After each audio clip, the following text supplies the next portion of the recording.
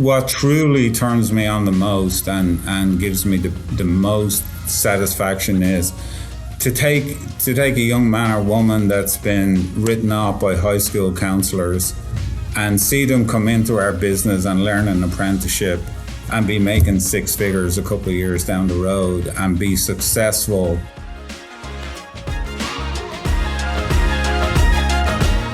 Hey, how's it going? It's Tim Brown. This is the Plumbing and HVAC Hustle Podcast. And today I've got Alan O'Neill of Abacus Plumbing. And now you guys do all home services, but I just want to welcome you onto the podcast. Thank you, sir. Thanks, Tim. It's great to be here. Thank you. And we're talking about how he went from a plumbing apprentice to a $100 million a year home service business. I would love it if you'd give a little bit about your background here before we get started. Maybe like you have a good story. Yeah. And we're going to go through more of it. But if you don't mind giving the 100 feet view of your story so people can kind of understand where you come from. Yeah, so served my apprenticeship in Dublin, Ireland, Tim, and continued to work after I became a plumber for a few years, and eventually saw an ad in the newspaper for a worldwide lottery for American green cards, and filled out the application, sent it off, and got picked out of the lottery about 15 months later, which allowed me to come to the U.S. legally, which I did with my wife and two children. And I was working for the national airline in Ireland, Aer Lingus, as a plumber. And I came over here on a leave of absence for a year to see how it would work for me. Got working for a local contractor in Houston here, small plumbing contractor, who was involved, luckily for me, with Nexstar. It was Contractors 2000 at the time. And I quickly learned the right way to do things from a business perspective. He promoted me fairly quickly after only a couple of months to service manager. And eventually he sold that business in the first wave of consolidation in our industry in the late 90s. He sold that business to Group Mac, which later became Encompass. They moved into Denver and they promoted me to president of that small organization. And so that was my entry point, if you like, into management. And I literally, Tim, did not know what I was doing when I got that president's job. I mean, I could motivate people and I could move people, but I didn't even know what a P&L was, quite honestly. But I figured it out pretty quickly. I hired a controller that trained me on the financial side, and we had some great success until I eventually decided to leave into 2023 to start Abacus, and that's when it all started, Tim. Awesome, man. I love to hear that. Just before we get into the rest of this, I'm curious. The standards of plumbing, where you're coming from, Dublin, to here. Just zoom in on that for me. When you switched, what was the standard difference like? Was there a higher standard for plumbers over there versus the U.S. when you did that? Many homes suffer from inefficient HVAC systems due to leaky ducts, leading to uneven room temps, lost airflow, and higher energy costs. AeroSeal's innovative sealant technology targets and repairs leaks, improving airflow and efficiency. Increase your customer satisfaction, increase sales, and offer a unique market advantage. Become a leader in HVAC efficiency. AeroSeal.com. From a technical perspective, Tim, the plumbing apprenticeship in Ireland or in Europe, I should say, is far more rigorous than it is here. Like, you can spend 8,000 hours here, go take a test. But in Ireland, your employer has to release you to go to school, either a block release for 3 months a year or 1 day a week all year. And so there's a very formal apprenticeship that you have to go through to learn the trade. So I actually do think that when plumbers graduate in Ireland versus when plumbers get their license here, there's a much broader knowledge when you serve your apprenticeship in Ireland. Yeah. I was kind of guessing that because the way, you know what I mean? Though you're like, well, I got 2 months in and they're like, you're the manager. I was like, this guy probably had a higher standard over there before he got here. Yeah, I think that helped him. And, like, honestly, when I got here, I I mean, I had no idea it was okay to question your boss or anything like that. Like back home, the boss was the boss. You just did what you were told. Pretty quickly, I figured out that guys here were complaining and, just not maybe a little bit more spoiled. But we got that figured Mm. out. But definitely, I think my boss at the time appreciated the fact I just went to work and did what I was supposed to do. And. Yeah, I see that too. Okay, so that was an advantage as well at that time, and probably a hard won advantage, obviously, because you did the work. But talk to me about when you just went out on your own to start the business. Why did you do that? And how long did it take you to realize it was going to go well? Yeah, so what happened, Tim, was in 2022, Encompass filed bankruptcy, which was one of the big consolidators. And I was running what was then a $5 million operation in bankruptcy. Like we were very profitable. If it was a standalone business, it would have been regarded as being successful.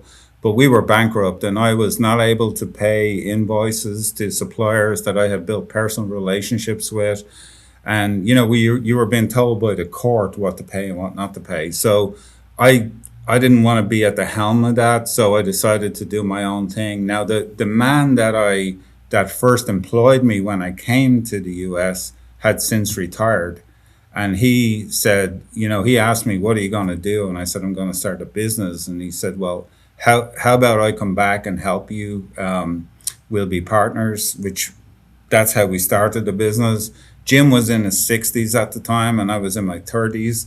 So I was sort of the energy guy and, making things happen. He was the money guy. I didn't have any money back then.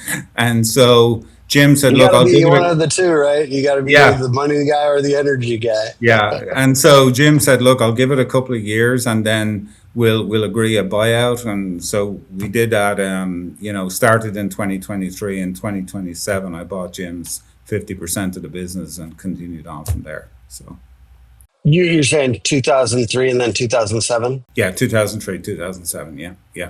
What would you say?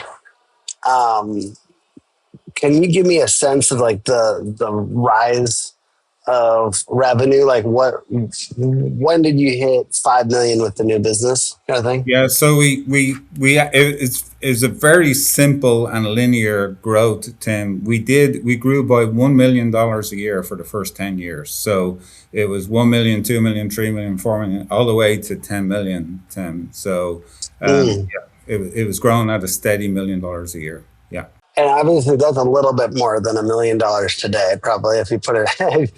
Yeah. I mean, but I like absolutely. the Yeah, steadiness, though. yeah. Talk to me about that. Like from your point of view, steady versus rocket ship. The benefits, because I'm sure you've seen both, right? You've seen companies do the rocket ship version and people do the steady. What are the benefits and drawbacks of Yeah, those I two? mean, there wasn't many rocket ships back then, Tim. Like, I don't think the industry was as sophisticated or had the marketing knowledge that's out there today. And so, I mean, I will tell you, one of the big fears I had when we started in April 2023 was we had just missed the yellow pages.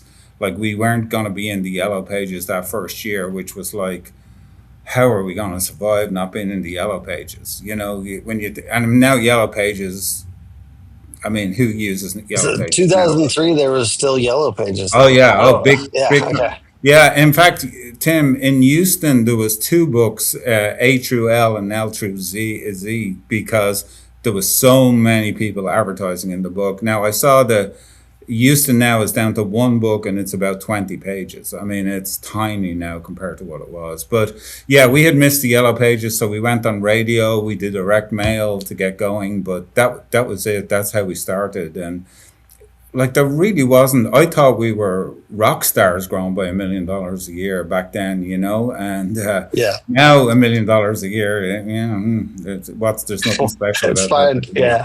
Yeah. Yeah. That's awesome. Okay. I love to hear that. Okay, so then you kind of had that steady growth, and then at a certain point, you partnered with a private equity group. Is that correct? Yeah, so in 2012, I was approached by Colin Hathaway, who owns a company called Skylight Capital. And Colin had just started Skylight Capital, and they were in partnership with Alpine Investors out of San Francisco. And so Alpine were funding the deal, and Colin was running it. And so there was one company, it was Berkey's in Dallas, and then Abacus was the second company. Now, those two companies would eventually grow and grow and become the Wrench Group in 2016. But 2012 is when I first got acquired by private equity, Tim. Yeah. And what did that enable for you? There's a lot of very vocal people about their sometimes the secondhand experiences of private equity being a bad thing, but for you, it's obviously been a very good thing. What did in that moment, though, in those first couple of years, what did that enable for you? What did it feel like in that time? Yeah, I mean, Tim, it was interesting because I had looked at my boss when I was part of the very first company I worked for when I came to the US. I had watched him selling and then be kind of a little bit bummed out after he sold, and maybe a little bit resentful of the growth of the company after he sold. And one of the decisions myself and my wife made was, if we're going to sell this, there's going to be no regrets. Like, we're going to get in, and I understand I'm now an employee, even though I was still the president and running. And to the outside world, it didn't look like we were bought at all. But I just said, I'm going to do the best I can to make this the best acquisition that he has ever made. And we literally, we started, and Berkey's were really good at air conditioning and not so good at plumbing, and we were good at plumbing but had never done air conditioning. And so part of the deal was, a month after we got acquired, we started an air conditioning division. So I helped Berkey's with their plumbing. They helped me with setting up an air conditioning group. And for me, it certainly allowed me to get into another trade. But there's something very freeing when you're spending someone else's money to grow instead of your own, Tim.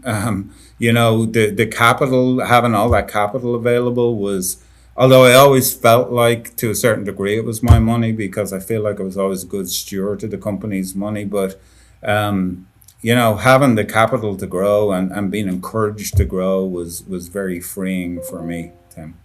Yeah, because I think it's like bootstrapped. You got this anxious decision-making process for every new growth opportunity, and then all of a sudden you're told, like, if it's a good decision, make it. I'm sure feeling like you don't have to make a decision between these three marketing activities and these three, you can do all six. I bet was kind of cool. What were some of the things you made as decisions once you had that capital? What are some bigger moves you made?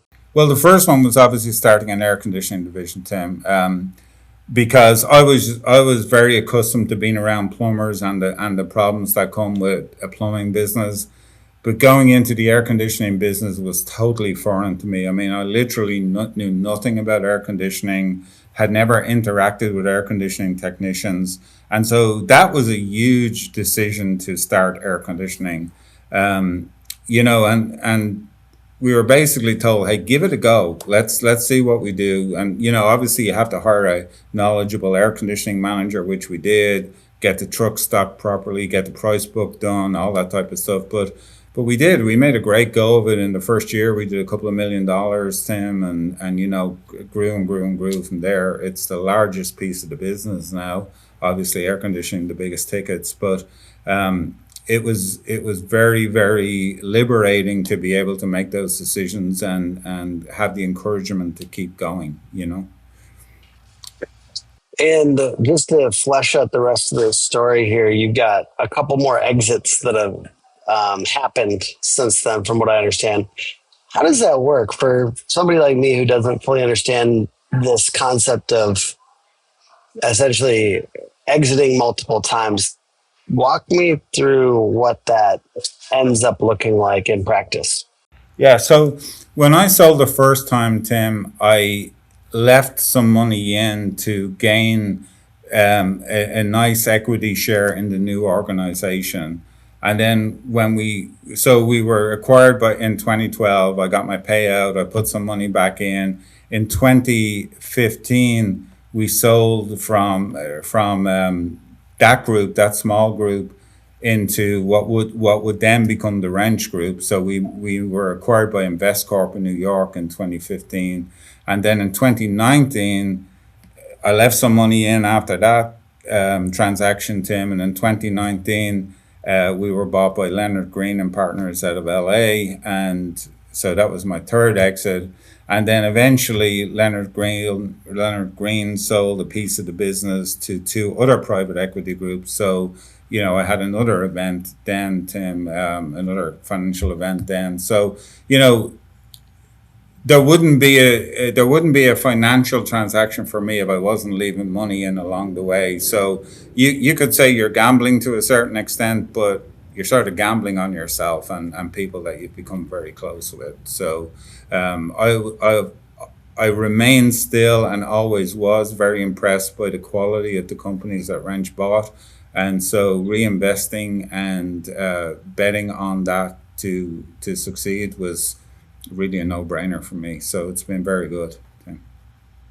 It's a big decision, right? Whether you're going to leave some money in or try to pull it out. And I think that is also a place where some people end up getting burned. What is, like, just because somebody's like, leave a big chunk in because we're going to get, and then they make it contingent. And this is just right here. I'm not like a big private equity expert or anything like that. They make it contingent on hitting certain goals and then sometimes hamstring the people so they can't hit those goals. So two different things, Tim. So there's an earn out. There's an earn out which is possible, which means that, hey, if you continue to run this company and the company grows from X to Y, you will be paid this amount of money. So that's one scenario. That's not what I had. What I had was equity in the new organization. So when the new organization sells as a complete entity, you get paid based on what your percentage of ownership in that new organization is. So mine wasn't an earn out. Mine was truly equity in the new organization. Yeah. Okay, cool. Thank you for clarifying that. Yeah, that's okay. I think I don't learn math until it ends up in money in my pocket. So I probably am still learning. I'll have to learn this as it becomes more relevant. Absolutely. Yeah. But I wanted to talk about some overarching things here. We do have quite a few exits. Why don't you talk about what your definition of success is? Obviously, you're still giving back. You're still talking to people. What is your definition of success now that you've kind of checked the money box a little bit? Yeah, so Tim, like I've been asked that a lot, like of all the things you've achieved, what's the most gratifying to you? And in the early years we were chasing awards like the Better Business Bureau Award for Excellence or the Inc. 5000 or whatever it might be, and we won them all. We got plenty of awards.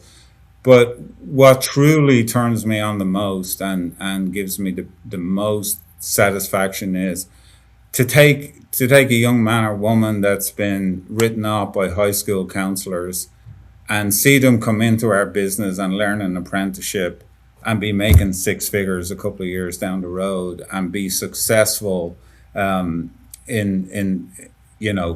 against the odds, so to speak, right? So you see them and they're buying homes, they're buying nice cars, they're sending their kids to great schools, and like I truly do believe we're changing family trees, Tim. Like we literally are changing family trees.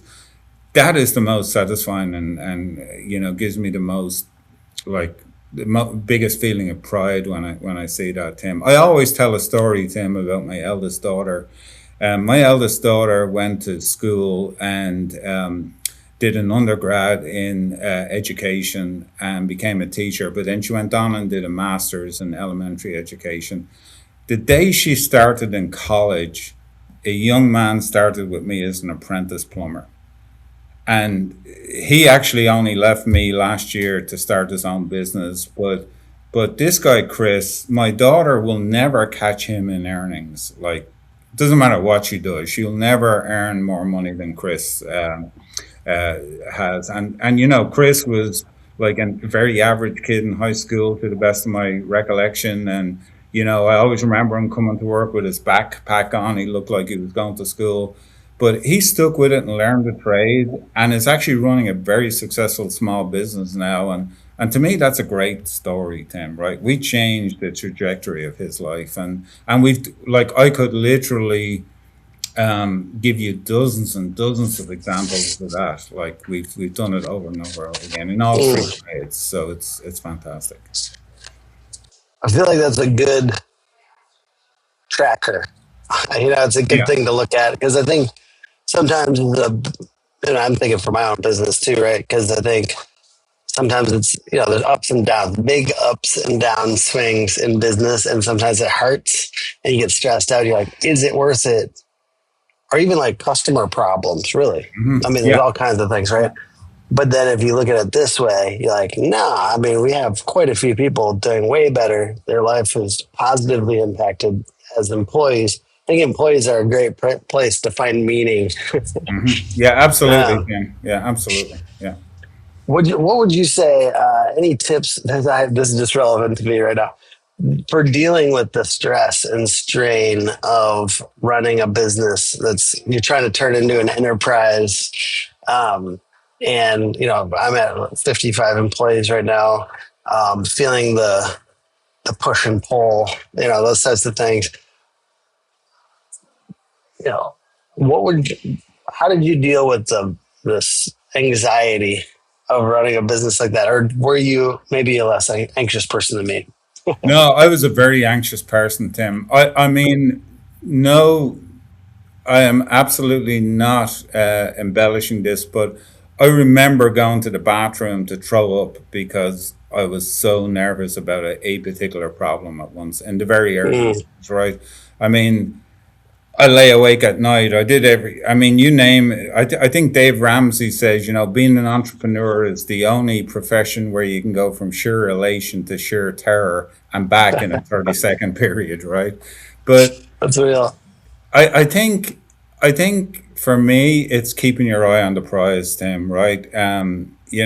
Like, I always found that problems comes in groups of threes, and just when you're getting really despondent, then something good happens. And so I Mm, think it's kind of keeping your eye on the North Star and saying, hey, we're gonna, we're on a mission here to build something great, and we're gonna continue to build. And I also think it's important to have the end in mind. Like, what do you want to do someday? Do you want to exit? Do you want to, have your children take over the business someday? What is your end game? I think you have to have an end game.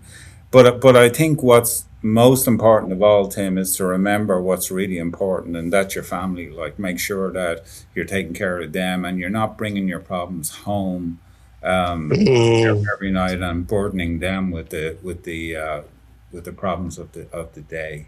That's that's what I good. think. Trying to get better at that for sure. Um, yeah, I like when people talk about the end game and the why and the long term goal. I like weirdly enough, just to get real honest with my own stuff. I'm like, I think I'm gonna win, right? I think my business is gonna do well Mhm. long term. But I also sometimes wonder if my end game is gonna be worth it. Do you know what I'm saying? Like, let's say I come away with whatever chunk of money that's very meaningful to me. And I mean, like, hypothetically, let's just say it's over $10 million, whatever. Um, is it worth it?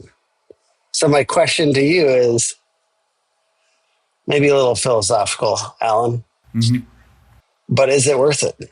I think it is, Tim, because, like, when I look back, like, I'll tell you, it's like having a baby. I've never had a baby myself. My wife has had the babies, but um, women would only ever have one child if they truly remembered how difficult having that child, the first child, was, right? So they kind of forget and they agree to have a second child, and in my case, agree to have a third child.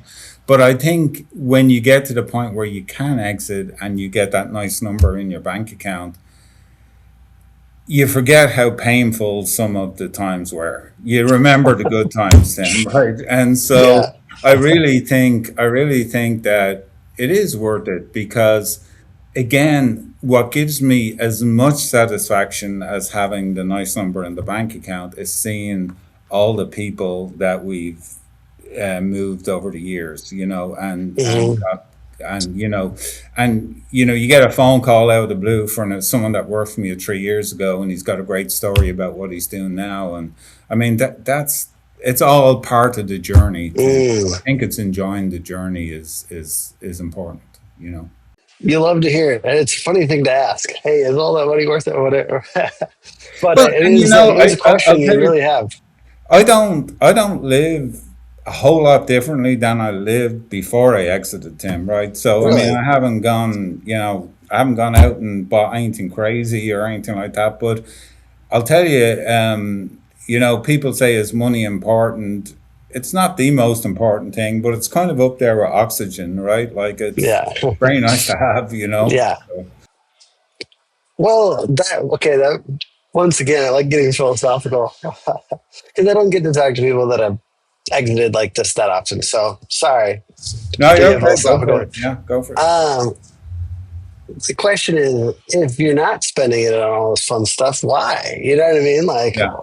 because sometimes I'm like, truth is, I don't have a bunch. I don't really like cars or like. I'd probably get a nicer house. And I might travel a little bit more, but I don't think of myself as doing things that would be extravagant. But the question is like, if you're not going to spend the money, then why get it? Kind of. That's. I Yeah, mean, I I know mean, it's a weird. trust. I've got a lot better at spending, Tim. Like I'm a big soccer fanatic, so it's not Yeah. unusual for me to go to the airport on a Thursday night, fly to England to watch a soccer game, and fly home on Sunday. Like that's pretty extravagant. Yeah. Cool. It's not unusual for me now to take 4 or 5 trips a year. I was in Belize 2 weeks Yeah. ago. So I do more than someone that wouldn't have money does, but like I'm not also not driving around in a Lamborghini. Just Yeah. don't feel the need to do that kind of stuff. Yeah.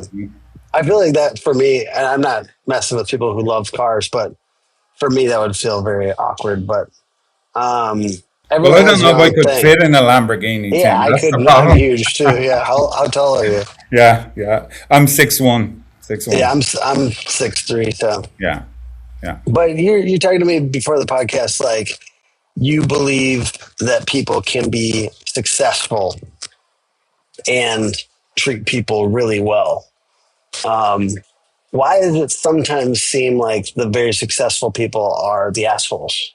Yeah, I mean, I think they're definitely out there, Tim. I think, people feel the need to beat their chest and say how tough they are and all the rest. But at the end of the day, you're not going to build any loyalty, I don't think, by carrying on like that. Like you can churn employees and do all that kind of stuff. But at the end of the day, I want to be able to sleep at night. And so I've always held the belief that if you do the right thing by people, they'll do the right thing by you. And I mean, when I started Abacus, Tim, April 29, 2023, I had 2 employees. One of them just retired a couple of years ago, but he was still with us, and the other one is still here today. Um, like that's some loyalty there, Tim. And we have many employees here. More than 10 years. Some of them are coming up on their 20th year. And so I just think, obviously we have a lot of new people because we have 400 employees in Houston and over 100 in Austin. So obviously lots of new people. But I think, if you want people to be loyal to you, you have to treat them properly. And it's just the right thing to do also. Mm. Now, I'm not saying tolerate mediocrity or tolerate nonsense, but treat people properly. And at the end of the day, I believe they, in most cases, return that to you. So, being a home services can create life changing money and can allow you to do that for your employees, to allow them to own homes, to do really cool things with their lives, to change their lives, to change their family tree. And then also you can be successful and be super nice. And I think like kindness is high value. Actually, I find it very high. Like, and I think getting a lot of money and being kind, that would be like the highest. Yeah. You know, if I could achieve both of those. And sometimes there does feel like there's a little bit of competition between the two, just to be real, because I feel driven, and sometimes if somebody is holding it back, I get a little angry or frustrated as a leader. Can you, just because it feels like you've probably gotten through this a few times, any ways that you found to stay calm as a leader, to stay measured even though you're stressed out? Oh, trust me, Tim, I can't tell you the amount of times I felt like putting my fist through the wall, right? Or screaming at somebody because they were doing something. But what I always found is if you just use logic, like if you just sit them down and say, listen, we agreed a certain code of conduct when you started here, or we expect you to treat our customers in a certain way, and it's very clear you didn't do that. Now tell me why you didn't do it, right? And there's very little comeback to that, Tim, that's justifiable, right? If they're not treating the customer well, or they're disobeying our core values, not living by our core values, then like I just don't know what excuse they can give you. So, I mean, I remember in the very early years, Tim, of Abacus, we had a guy working for us who I would regard as a friend, but he just simply wasn't performing. Like he literally had got lazy on me, and I had to let him go. And I brought him in, told him I was letting him go, and I said, "Bro, I'll tell you what, I'll give you a ride home if you want. Like I'll take you home." And so I put him in my truck and I was bringing him home, and he actually told me, he said, "Hey, I deserved that." And I said, "Yeah, you did. Like you were being pretty difficult." And he said, "Yeah, man, listen, no hard feelings." And we still talk, not very often, but occasionally we still talk. And so I think if you just present the facts to somebody that's not doing what you want them to do or what they're supposed to do in a calm and measured fashion, they're going to respond in a calm and measured fashion. But if you scream at them, they're going to scream back. And there's nothing good happens when two people start screaming at each other, you know? So I just believe in keeping a cool head, telling them what you think is the infraction, whatever it might be, and you go from there, you know? And try not to have that conversation while you're still angry. Like try and calm down a little bit before you have it, you know?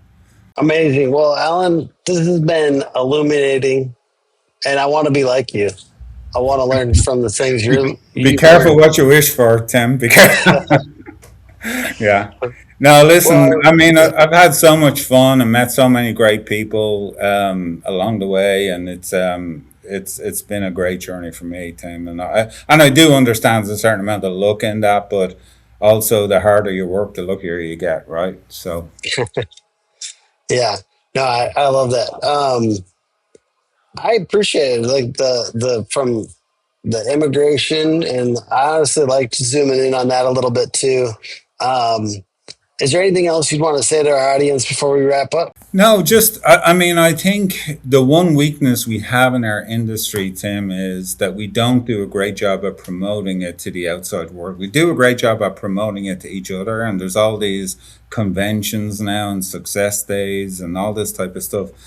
But listen, where we need to be getting out is we need to be getting out into high schools and telling people what's possible in our industry, giving these high school counselors a reason to recommend people go into the trades, right? Because there's a great career can be made in the trade. Yeah, it's hot and it's sweaty and it's dirty, and you know it's like working in attics that are as hot as saunas in Texas in the summertime is not very glamorous. But look, I mean, I can think of an electrician here at our company that has made $250,000 or more for the last 7 or 8 years in a row. I can think of a AC tech that's made 400,000. I mean, these guys are making, you know, doctor money, right? And they're very ordinary people that just go to work and work hard and do the right thing. And so it's very possible. But I think as an industry, we need to do a better job of getting out there and promoting the trades to young men and women as they graduate. I just want to round this one out. Where can people check you out? Well, our company website is abacusplumbing.net. I have a website myself called alanspeaks.com. You can get on there and have a look. But look, my encouragement to everybody is come to work every day, do the best you can, treat your people well, and the rewards will just, I like to say, don't chase the money, chase taking great care of people, and the money will come to you. And I really believe that's a very, very great way to look at things, Tim. Oh man, it's so good. Thank you, Alan, for being part of it. I like to end these by just reading a review for Hook Agency that was recently left on our Google. So this one's by Stephen Hansen. He says, I love working with Hook Agency. After working with several other SEO companies, I found Hook Agency in February of 2025. From day one, the communication has been outstanding. They were also very proactive with my account. I feel like they're invested in the success of my company, and the results speak for themselves. We saw almost 30% growth in our first year with them, and I'm looking forward to see what 2026 brings. Thank you, Stephen, for that review, and very grateful. 30% growth. It's not a small company too, so that's awesome. And I love proactive. That's a good word. We like to be proactive. So I'm glad that that's showing up in the reviews. Thank you everyone for watching, and we'll see you on the next episode. Thanks, guys. Thank you.